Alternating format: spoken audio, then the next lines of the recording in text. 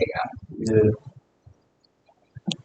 Alrighty, I'm going to start now. It's good to see you all on this snowy day. I want to wish you a happy holiday season. This is our last class, so it's good to see you. Before we formally end, I want to thank you for being my students during this semester. I hope you've learned something and I've given something to you, but you always give something back to me. So I want to appreciate that and thank you for that during this semester. And please remember, quiz number 5 is due tomorrow, Friday. Please get it done because it will help you study for the final exam. And then exam week starts, I believe, next Tuesday. So midnight on Tuesday, I will put the final exam on Canvas. It'll be 120 questions. You'll have 2.5 hours to complete it, and you'll have the whole of the exam period to finish it. Okay, so there you go. And I'll get to work on your final paper as well, grading those.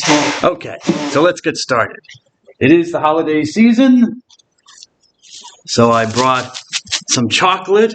If you're allergic to chocolate or milk products, please don't take any because I don't want to have to cart you off to the hospital. Although we do have some medical professionals in training in the room, so maybe we won't die, but we don't want you to go into anaphylactic shock or something. And here we have a little song from the group Striper.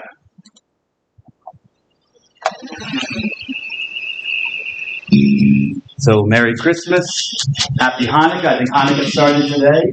Want anything? Yeah, sure. You take as many as you want, at least not all of them.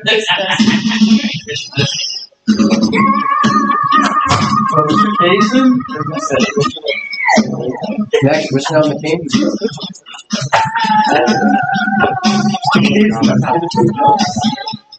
Merry Christmas.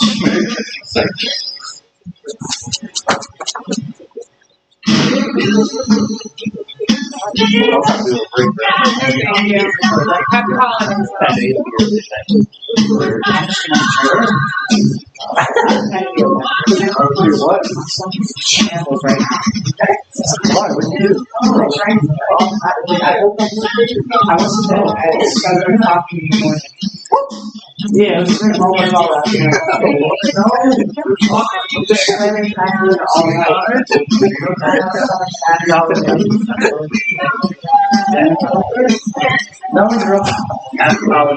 Well, we're still up here if you want them.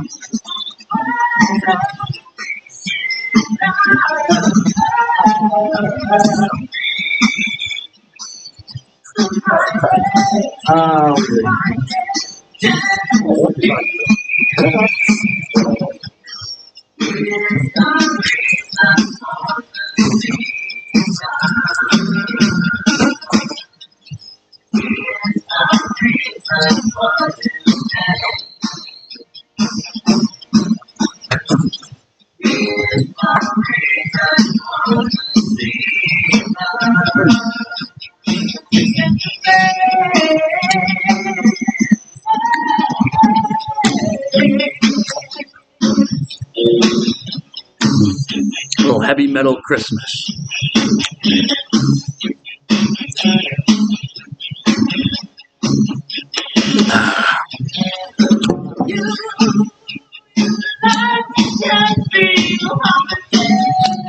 All right, guys, that's enough of that because it goes on for 6 minutes. It's a long song. I got to get to business, guys. Yes, Jesus sitting on the bench. I remember there's a catalog of religious materials and religious statues and stuff like that, and they had these statues of like Jesus showing a boy how to swing a bat for baseball, and I thought it was weird. It got a little bit weird when it was Jesus teaching some kid to play karate or to learn karate, like throw people on the floor and hit them, and that was a little bit weird. But you usually think of that with the Prince of Peace. But anyways, where do we stop? Revelation, yes. Do a little bit about abortion, and then want to get on to birth control, contraception. Whoops, get on to that. All right, what do I want to talk about? Revelation. And this quotation here from the Bible, go start with scripture first, ties into both abortion and birth control or contraception. The two are kind of related in a way. In fact, they are related. And here's the quote. The takeaway from this quote is that the human person is made in the image and likeness of God. Hence, the human person deserves ultimate respect. That's why I devoted a whole lecture to not the sanctity of human life, but the human person and what the human person is. And I talked about the sanctity of human life, how human life is unique and is to be respected in all its forms. And life in general is something that's a good, it should be respected in all its forms. Unless it's, of course, a cow, and then I'm going to eat it. They're just so tasty. I don't know what to do. No? Okay. Thank you, Ms. McLean. So I got someone who smiled. Anyway, so what does it say? This is a quotation from Genesis chapter 9, and it's after the story of the flood. There's a story of a great flood that covers the earth. And you might have heard of the man Noah, who builds the ark and puts all the animals on the world at the time into his ark with his family. And they float on top of the flood for like 40 days and 40 nights until the flood subsides. And then they can start to repopulate the earth. I'm not sure how much of the earth was left for them to repopulate, since it was devastated by the flood. But nevertheless, it's a story, okay? It's a story. It's probably a myth, but it's meant to teach a value or to teach a lesson. Okay, God blesses Noah once they come out of the ark, out of this big boat that he and his family is in. God blesses Noah and his sons. I guess he didn't have any daughters to bless, but anyways, God blesses Noah and his sons and says to them, "Be fertile and multiply and fill the earth." That's important because when God first creates human beings in Genesis chapter 1. God says specifically that to human beings, be fertile and multiply and fill the earth. So there's a hearkening back to the recreation, to the creation of the world, the creation of human beings. Any living creature that, I'm just giving this to you for context, any living creature that moves about shall be yours to eat. I give them all to you as I did the green plants. So you can eat meat, you can eat plants. Only, this is the point, only meat with its lifeblood still in it you shall not eat. Blood was very important to a lot of ancient cultures, and certainly for the Jews, because if you lost a lot of blood, you died. People noticed that. They were rational beings. They saw cause and effect. Person loses blood, the person dies. So blood is very important. So you don't eat meat with its lifeblood in it. Indeed, and then it goes on to say, in this context of eating meat with blood in it, which Jews to this day still, Orthodox Jews, those who are observant Jews, still observe this precept. You have to prepare the meat in a certain way so that you get the blood out of it. Indeed, for your own lifeblood, I will demand an accounting. For every animal, even from animals, I will demand it. And from a human being, each one for the blood of another, I will demand an accounting for human life. Anyone who sheds the blood of a human being, by a human being shall that one's blood be shed. Why? For in the image of God have human beings been made. And again, this is hearkening back to Genesis chapter 1, the beginning. God created man. God says, let us create human beings in our image and according to our likeness.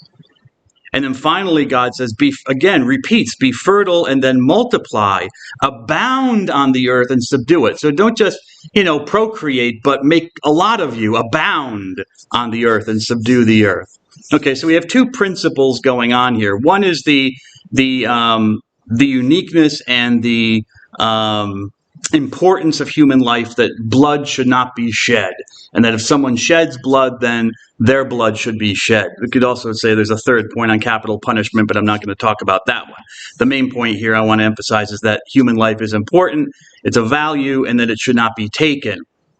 The other value is fertility. God commands fertility of human beings. He gives it as a value. It's a positive thing. He blesses it.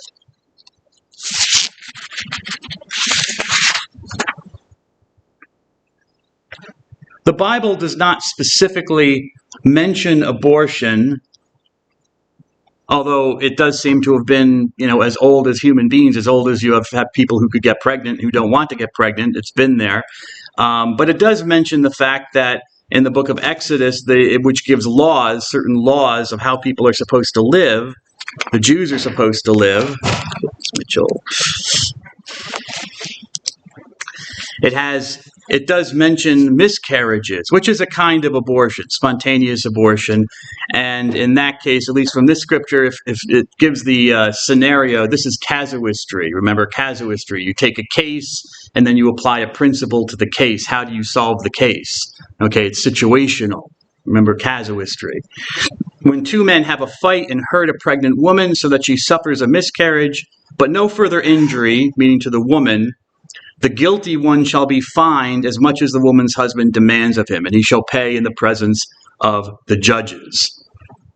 But if injury ensues, which probably means injury to the woman, you shall give life for life, eye for eye, tooth for tooth, hand for hand, foot for foot, burn for burn, wound for wound, stripe for stripe. This is an ancient form of justice, that you give in equal measure what was taken. So if a person dies, then you take the other person's life who caused the death. If a person becomes deformed or they become disabled in some way, like they lose use of their hand, then you can take injustice, you can take the other person's hand. It's a very brutal form of justice, but it's justice. It's supposed to be equitable. Okay? If you can't paralyze a person and then go on your merry way, that's at least that's not how the ancient mind worked. And the Jews were not unique in this. You find this type of rule in the surrounding cultures, this kind of understanding of justice. Nevertheless, it doesn't specifically say that the unborn fetus is a life. Okay, it seems to be talking about the pregnant woman. But it does mention a miscarriage, which they translate miscarriage in the Bible here in this translation that I'm using. But the Hebrew there is yatseu, and something that yatsa in Hebrew just means something that passes out. So a miscarriage is just like that. The fetus or the embryo passes out of the woman and into whatever. So a fine is involved. So it is seen as a disvalue, is not a benefit to the woman. So there is, at least there's the kind of the beginning of an understanding that there is something that the woman is possessing within her in her pregnancy that is valuable and that causes harm, not just to the woman is harmed, but losing the child causes harm. Maybe harm to the child, but it doesn't specify that. I'm going to skip through the other thing I have here and just move on to the next thing. Christianity. Ms. De La Cruz.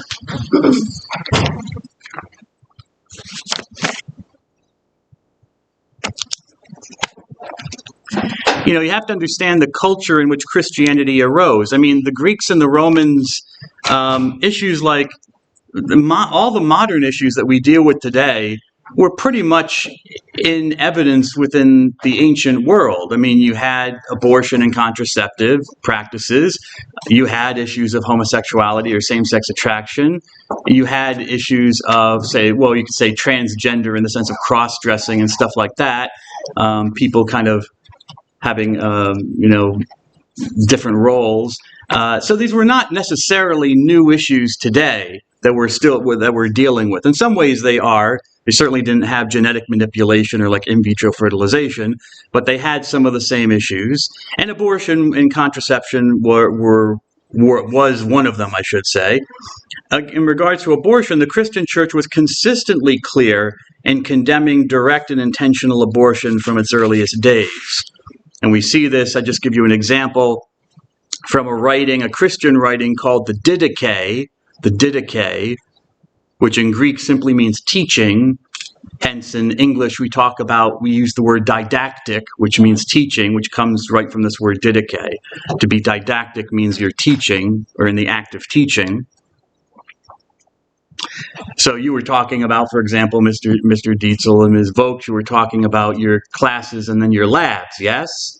So you have what is called the didactic element of your course, which is teaching, But then you have what is called the practical element of your course, which is praxis. Comes from the Greek word praxis, which means practice and doing things. That's what the lab is supposed to show you to do. So you know these words. They're just, maybe they're not so unfamiliar as you might think. Anyways, the Didache, it's in English and in Greek, the translation of Greek title is the teaching of the 12 apostles. And this was not written by the 12 apostles of Jesus. This was written by some anonymous Christian, we don't know who, but was kind of like writing it as these were the teachings Jesus gave to the 12 apostles. And so it's not it's kind of a story in a way, but it was written around 100 AD, so pretty early in Christian history, within 70 years of the life of Christ. So it gives us a window in. It's one of our earliest Christian writings that we have outside of the New Testament. So it gives us, and in fact, it maybe is even older than some of the New Testament writings, which might have been written after 100 AD, like the Gospel of John, that's in the New Testament. So it gives us kind of a snapshot of what Christians were thinking. And in the Didache, it gives this whole list of things that Christians are not supposed to do. So don't commit murder, adultery, pederasty, and child molestation. Yeah. Fornication. Oh, that's a big one. Having sex when you're not married. I cast my eyes to no one. Yeah. I do not. Anyways, fornication. You don't steal, don't practice magic or witchcraft. You shall not murder a child by abortion nor kill that which is begotten. So that's to our purpose. So because these practices were there, people would, and it might be related to the condemnation of magic and witchcraft, because you had, say, women in the community that might take herbs and whatnot and certain, sap from trees or whatever, but have natural remedies that they say could cause a miscarriage or could cause an abortion and stuff like that. I mentioned that Aristotle said you could the Cahun Gynecological Papyrus said you could sprinkle honey over the lady's womb, and that might prevent birth or something like that. So there might be a connection there. But nevertheless, the phrase that's here translated by abortion, the Greek is enthora, this Greek word thora, which literally means destruction or death. So literally what the writer says is, you shall not murder a child by death, by causing its death, nor kill that which is begotten. And it covers both. You shall not kill a child by abortion in the womb, but you shouldn't kill that which is begotten either. So that which is kind of probably means that you should not kill the child afterwards, infanticide. But you could also apply it to what is begotten before. That's before it's, well, anyways, I don't want to go into that. But it probably means infanticide after that, which was also a practice in the ancient world. And is still a practice in some cultures today. There are cultures for example, in Brazil, where if you have too many children, they bury the child. If the mother cannot handle having more than one child, or has children and has another child, she sometimes in certain tribes will bury the child in the ground, which of course the child suffocates and dies, but that's part of their culture. I only know that because the Brazilian government has tried to enact laws against the practice, but there have been discussions about that as cultural genocide, considering it a part of their culture, and it's cultural genocide and stuff like that. But it's still, infanticide still happens. In the ancient world, the most common practice was simply to leave a baby out in the woods somewhere or on a mountainside where it could freeze to death or it could starve to death, and if you didn't want the child. Okay, we'll pass by that. Oh, no, I'm not going to pass by that. Okay, moving into the modern period, Vatican II, Gaudium et Spes, the Pastoral Constitution on the Church in the Modern World, number 51, calls abortion an unspeakable crime. So, skipping 2,000 years into the future, in the 1960s when we had Vatican II, the Council clearly condemns abortion as a practice that should not be done, as something that's not a good thing. Abortion and infanticide are unspeakable crimes. Now, that's not necessarily birth control. Birth control is another question, and we'll get to that in a moment, because birth control was a question that the council decided not to specifically address because they weren't sure. Abortion was an old one, and there were clear condemnations of that, but the arise of very new forms of birth control, like chemical forms of birth control, like the pill, were a different issue. At least they weren't sure what to make of it, so they had to make a decision on that. Later, there's Reyes. Okay.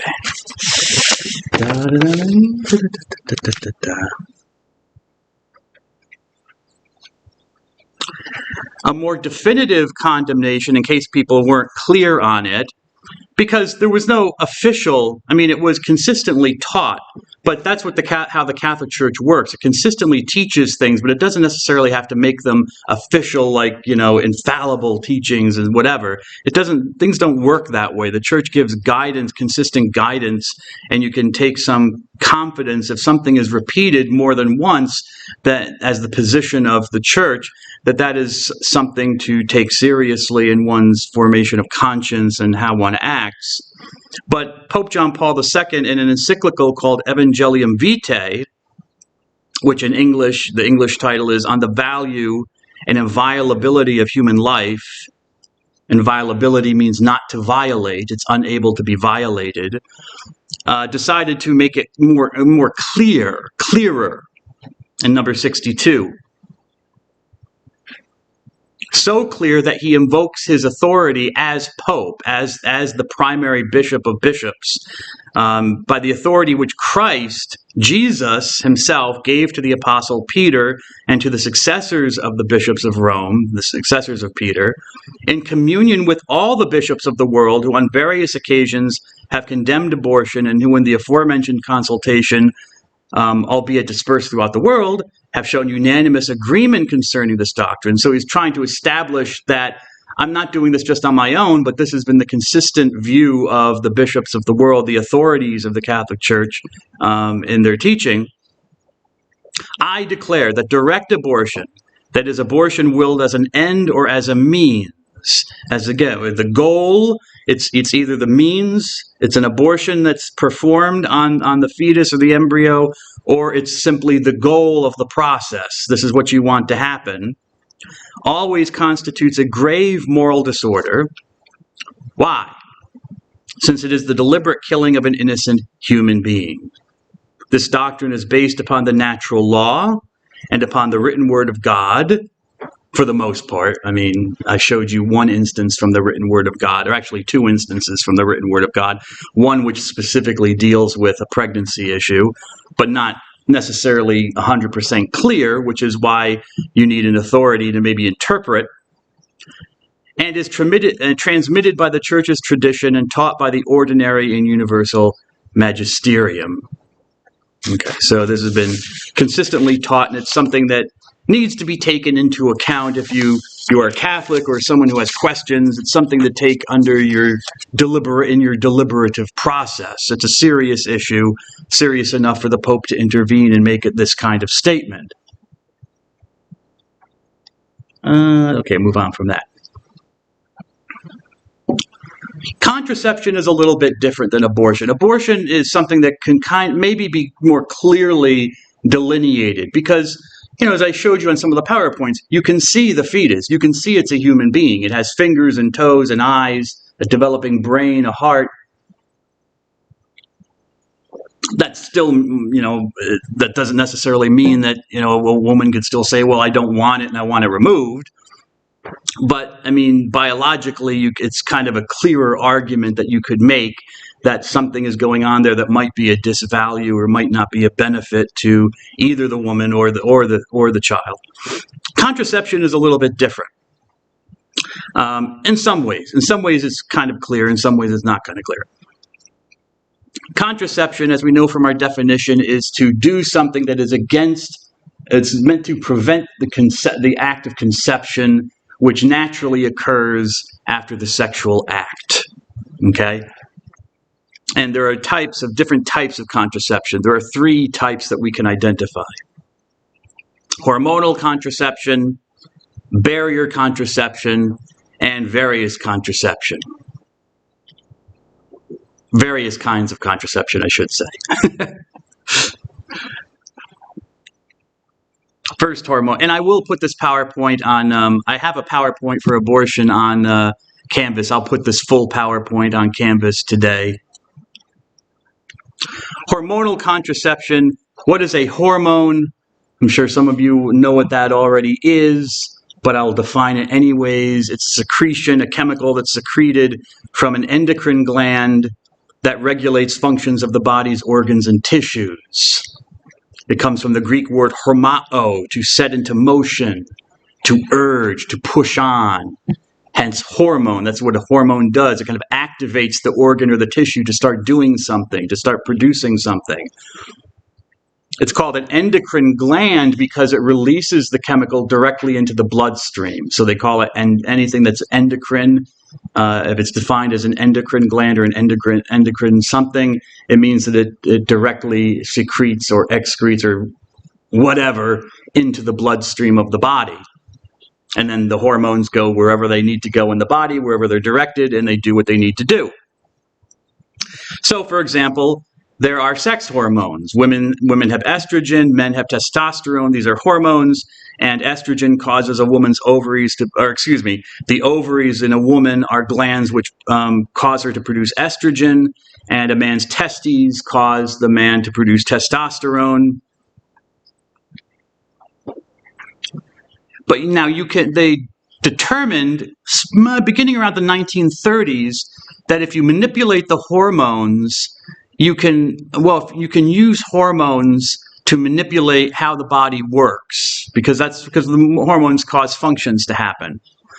So you can create devices, or you can create pills that can, cause manipulate a woman's hormones in such a way that, for example, she won't ovulate. And if there's no ovulation, then there's no oocyte. If there's no oocyte, there's nothing for sperm to fertilize, and so you don't get pregnant. And there are a couple kinds of this type of hormonal contraception. The first kind is called LARC, or long-acting reversible contraceptives. And an example of a LARC would be, in fact, the most common would be what's called the IUD, the intrauterine device, which here's a picture of it.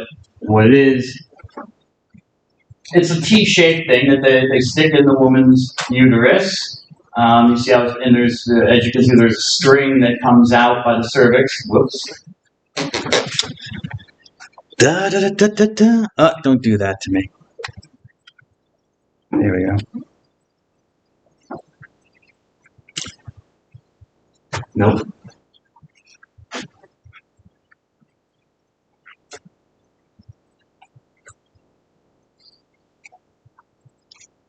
Maybe that, no, it's doing it on its own. How did I fix that before?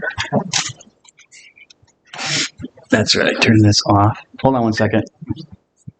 It's the connection between the whiteboard and the computer that causes it to go screwy. There we are. Let's try that again. Who's that, Miss Coleman?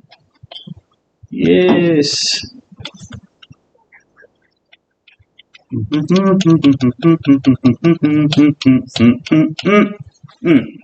Okay. Shutting down. Let's get Miss Coleman.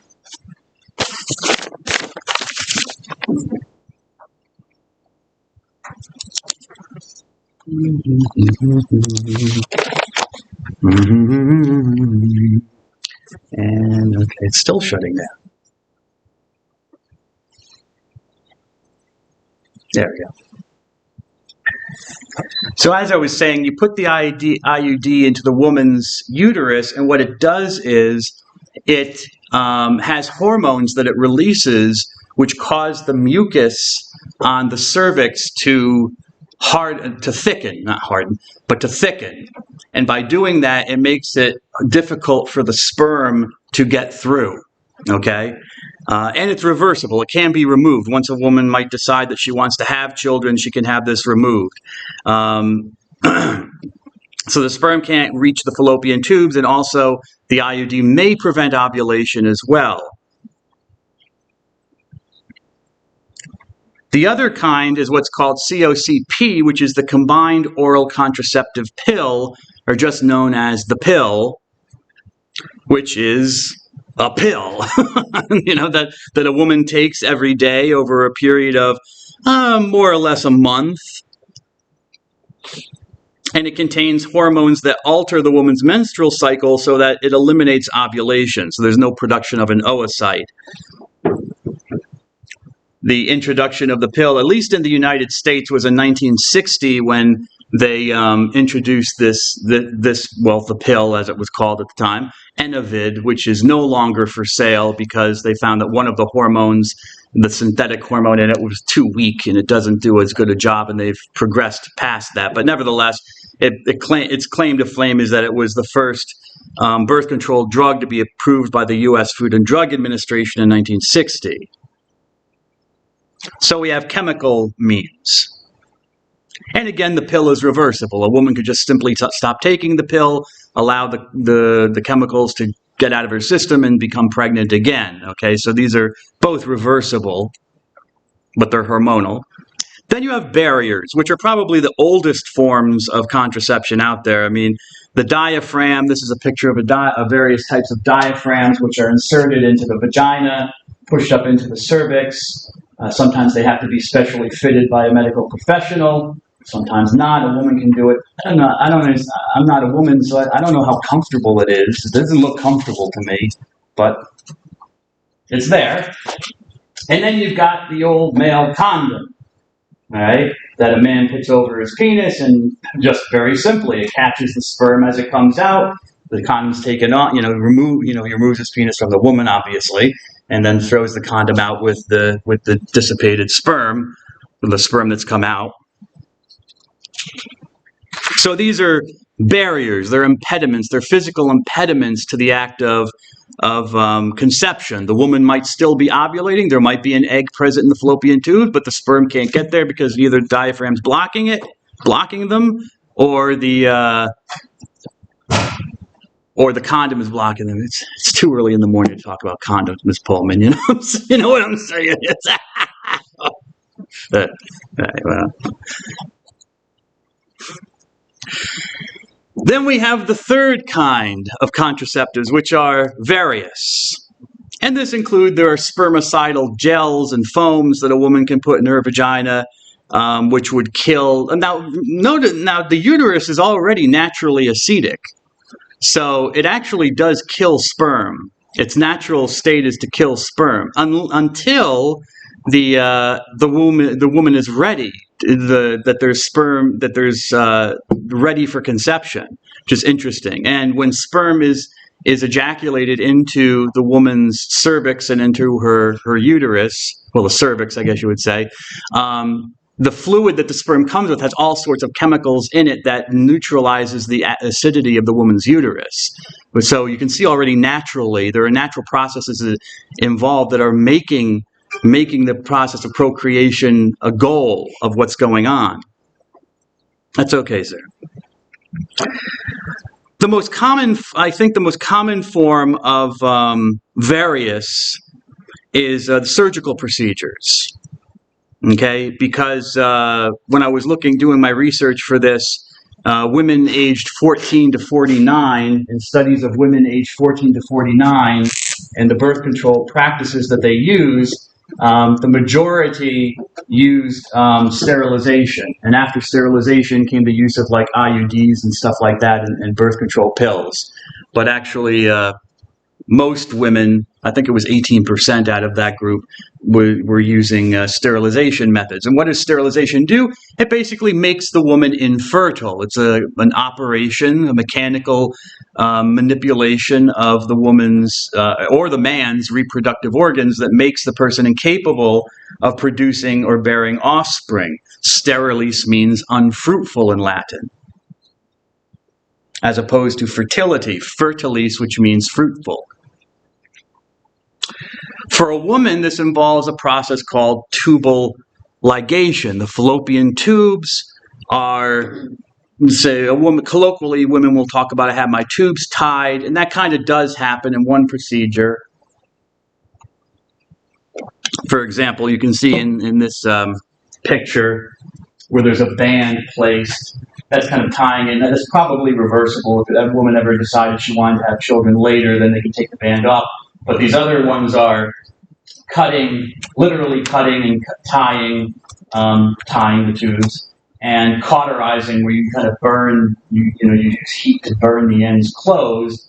Those are probably not reversible. There have been attempts to reverse them, but the attempts are not typically successful. But it's impossible through surgery to try to reverse it. So to ligate something, it's called a ligation because to ligate in medical terminology means to tie up or bind something. And that's basically what happens. You tie the tubes. You make a physical occlusion, as they say, a barrier to the sperm getting to the fallopian tube, physically getting to the egg.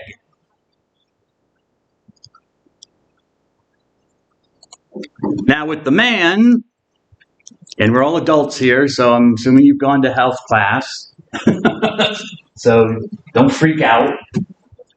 For the man, you have a vasectomy. What's a vasectomy? And it's basically the same thing as in the case of a woman. Of course, the organs are different, and the things you're dealing with are different. You have these two tubules which go up and around the bladder and then come down and come down, okay, where the sperm travel from the testes of the man. The sperm are created here, and in these, epididymides, and created here, and they go up to these little tubes. Okay. These tubes are called the vasa deferentia, or in the plural is vas deferens, which is why it's so helpful to learn Latin. I would recommend, if they have Latin here at the school, that you take a class in it, just because it will help you so much with medical terminology. Same thing with Greek, but especially Latin, because almost all the stuff in the human body and the anatomy is named in Latin terms. And so you have the vas deferens, one of them, but for two of them, the plural is the vasa deferentia. And they're cut. They're just literally cut and tied so that the sperm has nowhere to go. I mean, sperm is still produced naturally by the man, but the sperm doesn't go anywhere. It dies and is recycled into the body, apparently. Okay. Sources for conscience formation, or normative principles. We have truth, Mr. Thatch. And Ms. Dela Cruz, we have the natural law. And Ms. Reyes, we have positive law. Oh, by the way, there is candy up here if you want it. If you want to get some after class or something, there's some chocolate. Hershey's Kisses. Before you leave. And I will go through these quickly. I just want to cover them. And, well, anyways. Truth. Biologically speaking, sex, or coitus, as it's technically called, coitus, which is Latin for coming together. To come together.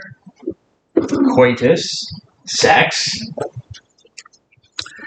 has as its immediate purpose the creation of new life. As its immediate purpose, well, I should say immediate purpose, because maybe, well, anyways, as its purpose the creation of new life. The woman's body produces an oocyte, an ovum or an egg, whose purpose or finality is to be fertilized. That's within the structure of the egg. That's what its purpose is. And the male's body produces spermatozoa, which is the plural of spermatozoan, whose purpose is to fertilize the ovum. That's what they do. That's how they're designed. In the woman, her body releases estrogen during the time of ovulation, which estrogen causes a peak in her feelings of sexual desire. Horny, I think, is the word the kids use. Yes? So, I mean, when this occurs, whoa, Mr. Sarabo, we didn't know you were that. Like an unwanted pregnancy, unwanted Mr. Sarabo, you know? Whoa! Oh, man. Sorry, Mr. Sarabo. That was out of bounds.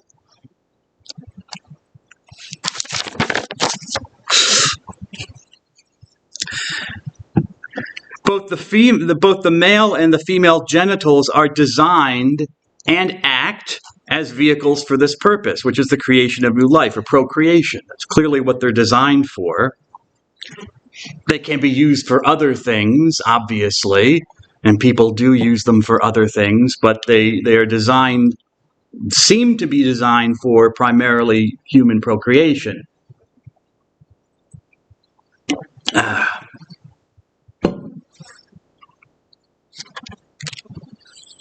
I just have to interpret what I wrote here.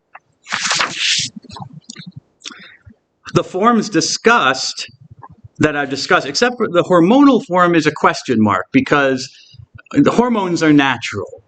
And if human beings can synthesize hormones and it causes a woman not to ovulate, then that might be considered natural and permissible according to the natural truth. It's true that that's what happens, but it also according to the natural law. The other forms that I've discussed, the condom, the condom, the IUD.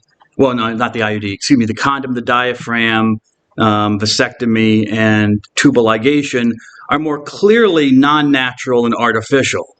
Okay, you're inserting technology into or onto the body to impede the natural process. So their purpose is intentional and active.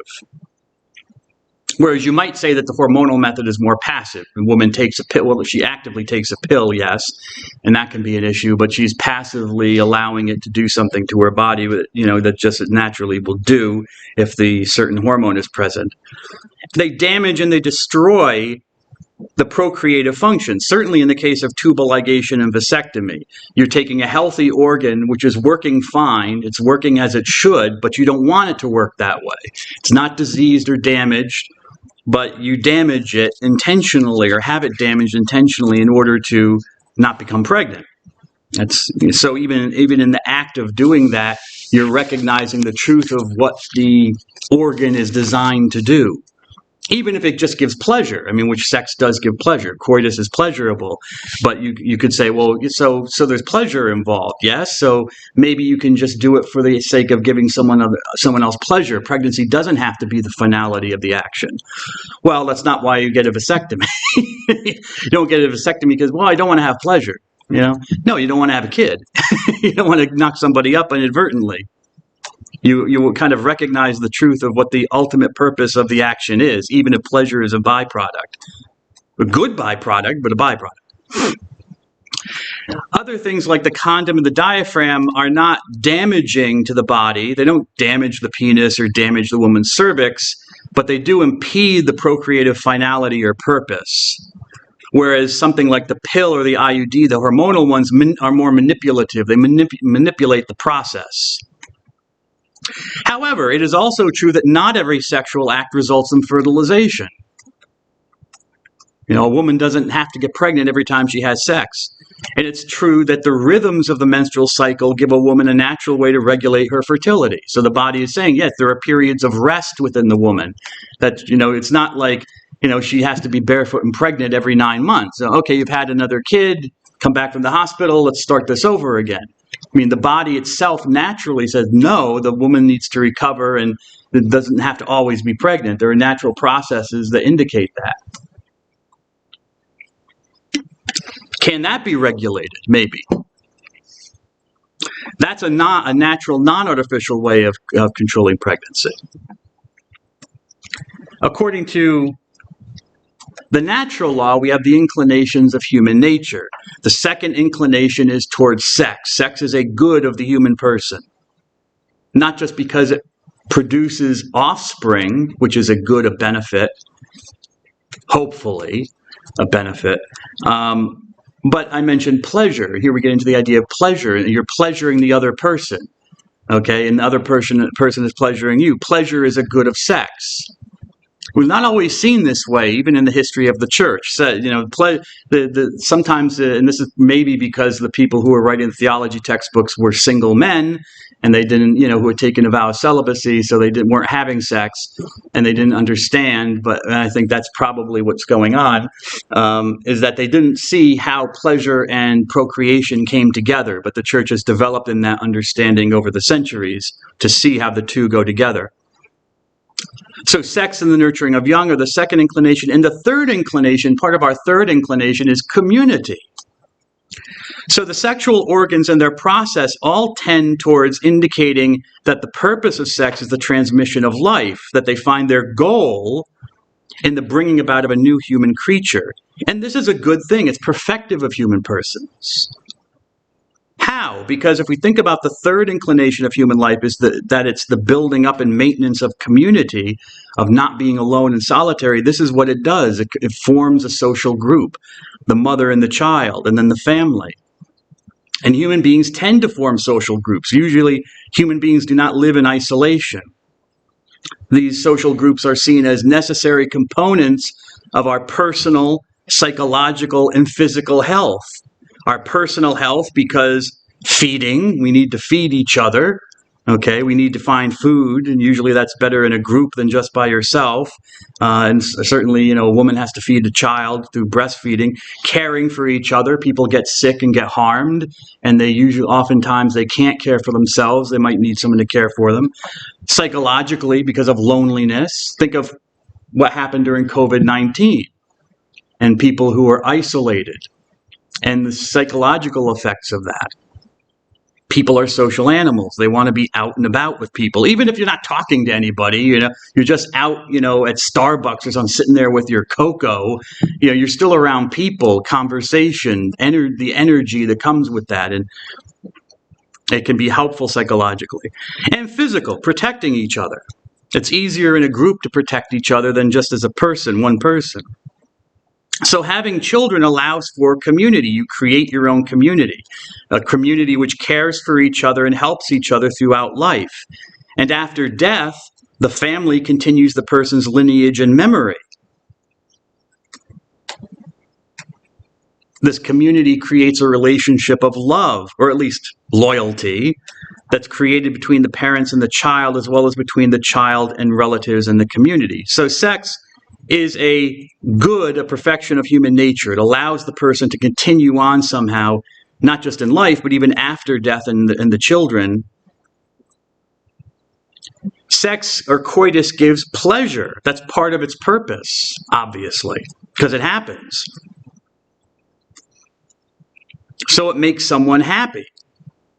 The glands, which is the bulbous, fleshy part of a man's penis at the end of a man's penis, is full of nerve endings, and these nerve endings send once they're agitated or stimulated, they send all sorts of signals up the spine and into the brain to initiate pleasure responses. And the same thing for a woman. Her vagina is filled with all sorts of nerve endings that cause, and these stimulants cause all sorts of reactions. They start getting the engine going for procreation. That's where a woman will start secreting more mucus so that the penis can move more easily through the penis in the back and forth motion. The sperm, the egg is the contractions start to move the egg. The sperm also can help cause reverse contractions to move the sperm up to the fallopian tube. So all sorts of things start happening once this indication of pleasure is there. So there's a purpose to it. Anything which impedes or otherwise interferes with this good is an evil, and that's in the definition of evil. It's the lack of something. It's the taking away of something that should normally be there. In this case, what is the natural purpose of sex?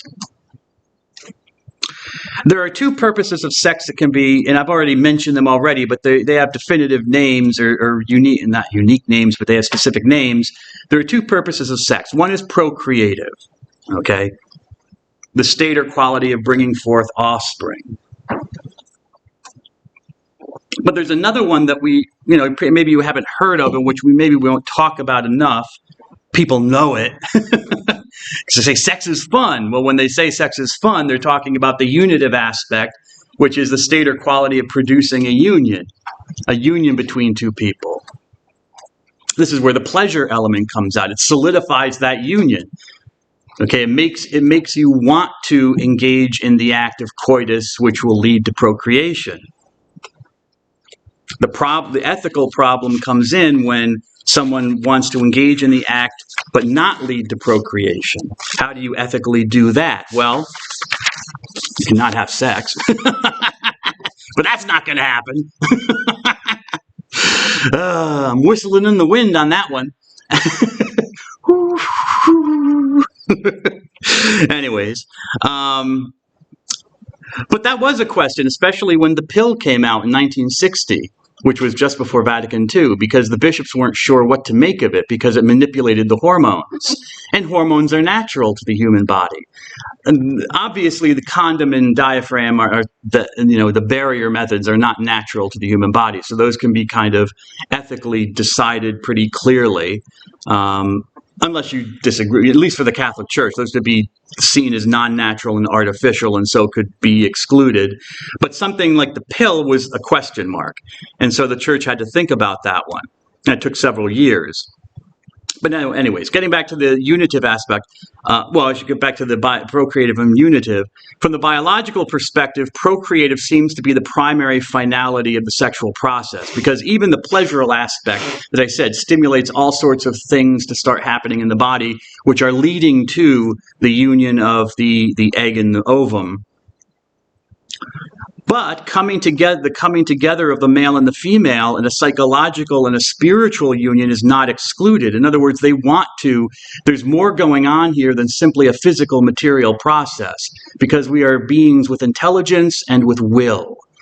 Okay? And we're not like animals in the wild that as soon as the female is giving off pheromones indicating that she's in heat, that she's ovulating, the males go crazy and they fight to go after her. Okay, unless you've been to a club. You've been out clubbing lately, maybe you've seen this in action with human beings too. But sometimes that's not how it works. Usually you make a choice, an act of the will, whom you're going to engage in sex with. And sometimes, you might regret that action.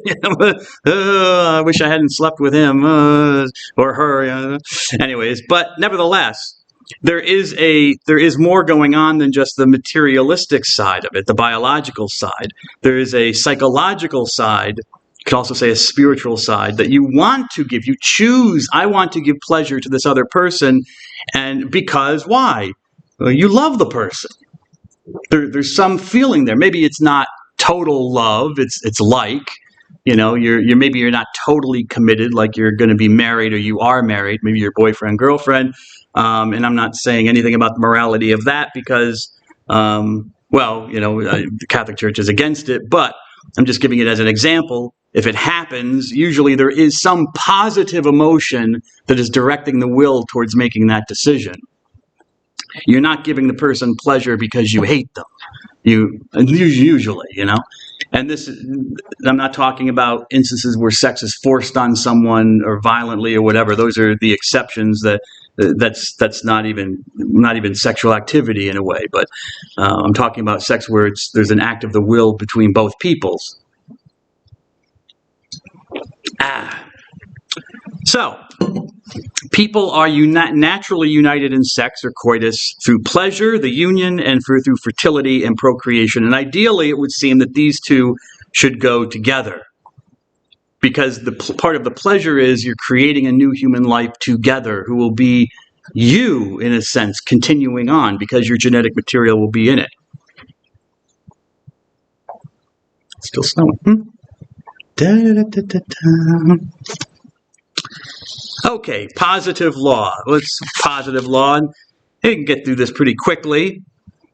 In the United States, around 1873, we have the passage of what are called Comstock laws after this gentleman, Anthony Comstock, who was a moral crusader and against vice. I think he was postmaster general or a postmaster having to do with the U.S. mail system. And the U.S. Congress passed the Comstock Law, which outlawed the dissemination of what was considered obscene material. And falling under that parameter of obscene was considered contraceptive information. So it didn't ban contraception necessarily, but certainly disseminating information about it. By the 1950s, it was a crime in 30 of the U.S. states to sell or advertise contraceptive devices.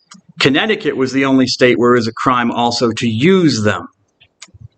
Why will that be significant? Because it will come before the Supreme Court. Someone will challenge it I think she was a pharmacist, Griswold. I forget her full name, but anyways, Griswold versus Connecticut in 1965. The Connecticut law, which prohibited the use of contraceptive products was overturned by the U.S. Supreme Court as being unconstitutional. Not totally clear why. I mean, it's based on the right of privacy, but legal scholars still debate where exactly the Supreme Court got this from, because a lot of times they appeal to the 14th Amendment, but they didn't really appeal to anything other than the fact that it seemed shocking that, you would have the police go into the bedroom of married couples looking for contraceptive devices. So that was more of a visceral, I think, reaction than a legal reaction. Nevertheless, they said based on the right of marital privacy, so the ruling was limited to married couples, actually. Not everyone could, you could still have laws forbidding other people from using them, but it applied to married couples. But that would definitely change by 1972, 7 years later, where a person appealed a Massachusetts law, which did just that. It prohibited distribution of contraceptives to unmarried people. And in this case, the court overturned that and said it was unconstitutional because, and this is, I think, a more clear-cut case, because it violated the Equal Protection Clause of the U.S. Constitution. You couldn't say one group of people could have X, but this group can't have X. So that's not equal protection under the law. You have a law that's discriminating by its nature against a whole group of people, and so that I think was clearly unconstitutional according to the U.S. Constitution. I'm not saying I agree with it or not. I'm just saying it seems more clear-cut than the Griswold case. Nevertheless, I said before that abortion and contraception are connected, and that's true because Griswold forms the basis for what would later be Roe versus Wade. This idea of the right to privacy in the Constitution, even though the justices at the time in 65 couldn't really find a basis for it, God bless you, in the amendments to the Constitution, in the Bill of Rights, in Roe versus Wade, the justices would say, yes, there is a right to privacy, and we find it in the 14th Amendment. And that was a problem because it's not clearly in the 14th Amendment. And so it always kept that door open for a Dobbs decision, which we talked about in the last class, where the justices, you got a new group of justices, a different generation, are looking at this and saying, the 14th Amendment doesn't mention this at all, doesn't mention a right to privacy anywhere in the Constitution, not even implicitly. And Griswold couldn't find it when they grounded their decision. They just came up with this right to marital privacy, and they're talking about married couples anyways, not everybody. So it kind of left that door open, just waiting to be closed, or walked through, I should say. And Dobbs did that in 2022. So that's kind of the positive law for the United States. There were for a number of years, say 50, 70 years in the United States, there were laws that were anti-birth control, but in the 60s that changed with the Supreme Court's intervention. And now I think in just about every state there are really no laws that would forbid the prescription. There might be some laws about you might need a prescription from a doctor, but not necessarily. There are no laws that are forbidding the sale and distribution of contraceptives to anybody, even minors. The Supreme Court decided on that as well later on, that you could prescribe contraception to those under the age of 14.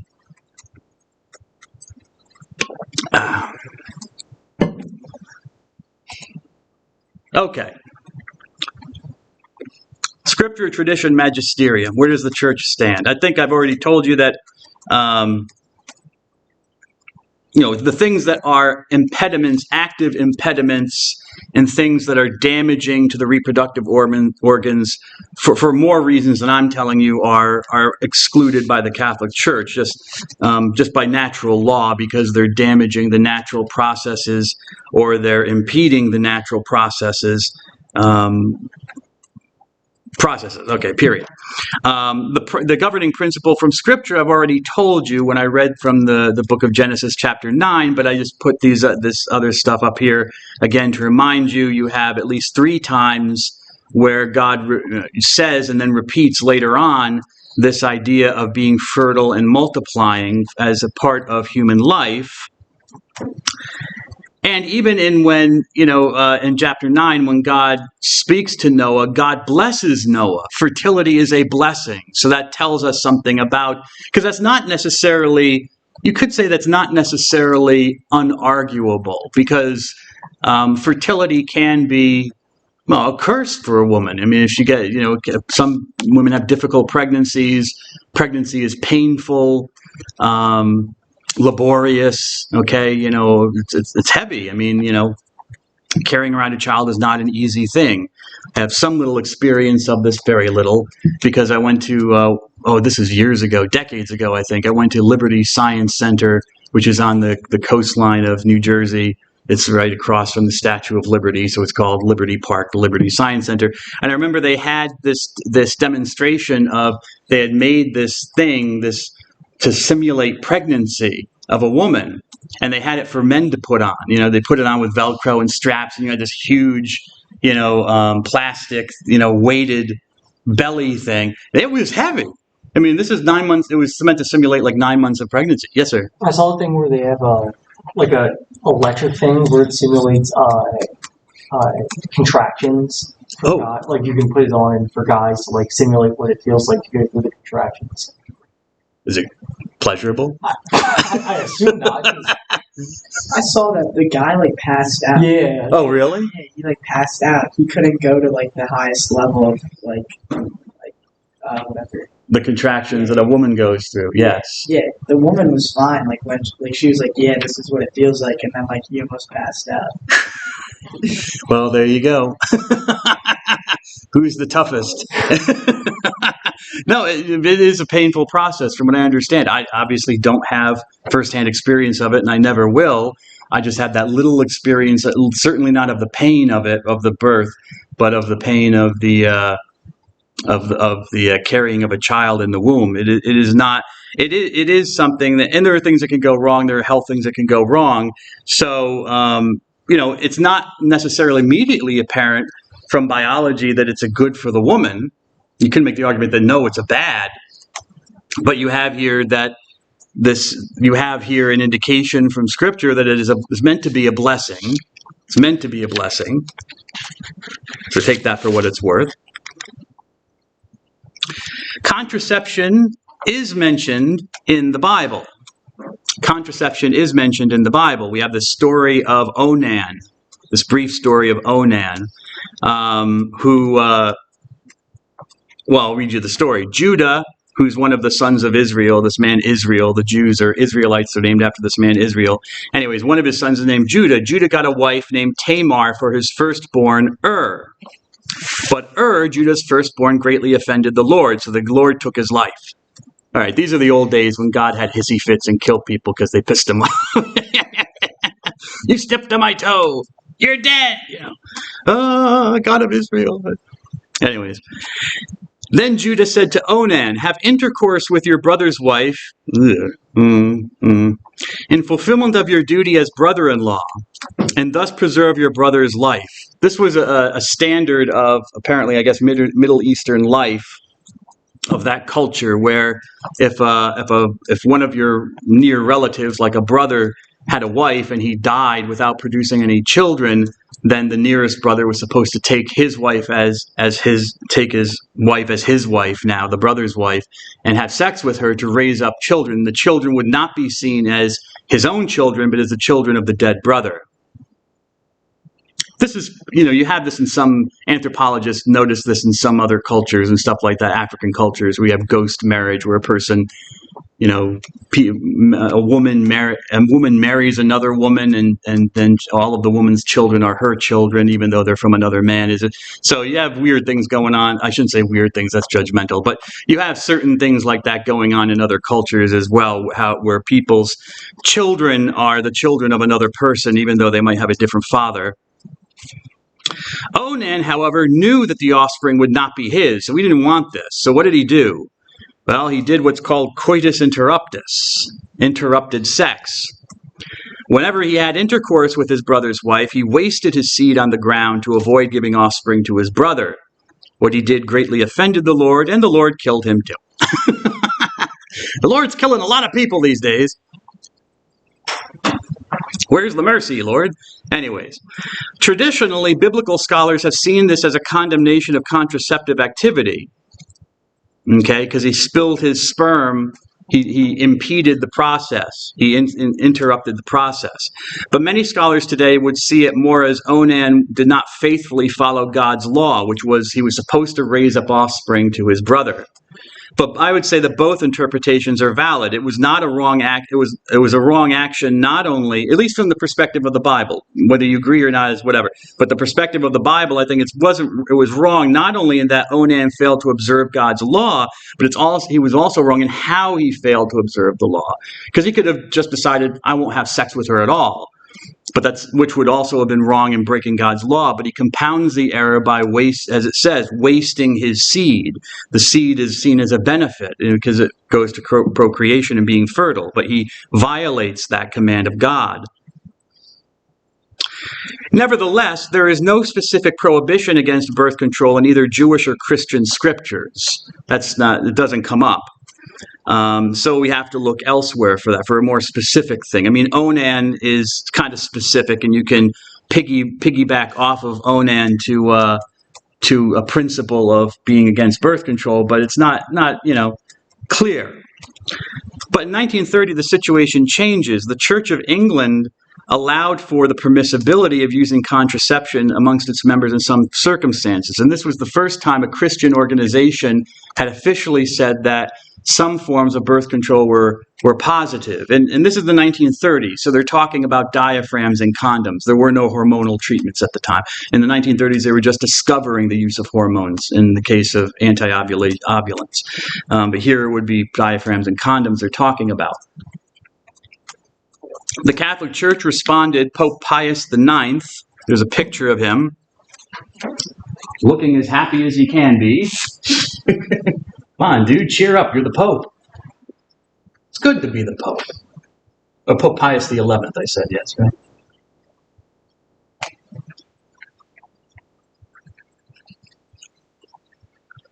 Responded the same year, which if you know anything about the Vatican is like light years. It's like really fast. The Vatican usually takes years to make up its mind on something. But in this case, he wrote an encyclical called Casti Connubii on Christian marriage, in which he condemns, and this is directly, although he never mentions the Church of England, I believe, it's directly in response to this, because it was considered such a serious deviation from the consistent position of the Church over the centuries that we're not supposed to manipulate or interfere with the sexual act. He said that any act which deliberately frustrates the natural power of the sexual act to generate life offends God and nature. See, they never talk about, they say just having sex. You can't just have sex in the Catholic Church. You have to generate life. Anyways. But anything which frustrates that natural power offends God's law and nature. What law he's talking about, I'm not sure, because he says nature, which I would guess would be the natural law. Maybe he means the divine law, but anyways. But as I said, we're dealing here with mechanical devices that physically impede or interfere with the finality. The question was what to make of the pill, because once the hormonal treatments come into play, you're using something that's natural to the human body. And it took until 1968 to finally get a decision on that. And that comes in the letter Humanae Vitae on the regulation of birth by Pope St. Paul VI. And he bases his decision on some of the things I've talked about, that procreation is a good, and it's not just something which actively impedes or something that damages the fallopian tube or damages a healthy organ, but it's also something which manipulates, and that's how he sees the hormone treatment. It's a manipulation. And the purpose, the active purpose behind it, the intention, is to stop ovulation. The purpose you want to stop ovulation is so you don't get pregnant. There might be there are therapeutic uses of contraceptives which are legitimate according to the principle of double effect, because you're willing a good effect, which they can be used in treating cancer cases and stuff like that. and the bad effect is that you won't ovulate, the woman won't ovulate, so she won't be able to get pregnant. That's perfectly legitimate. But the purpose of again, it's like Pius XI said, frustrating the natural process. It is a frustration. It's manipulating the process.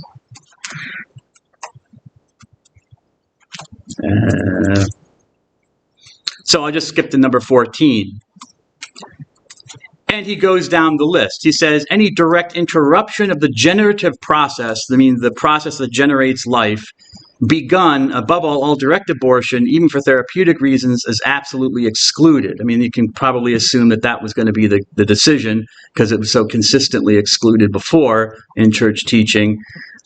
Equally condemned is direct sterilization, whether of a man or a woman, whether permanent or temporary. Again, you probably figured out that was going to be excluded because you're directly damaging, I mean, if for no other reason, you're damaging a healthy organ, which can be sinful, which can be an evil.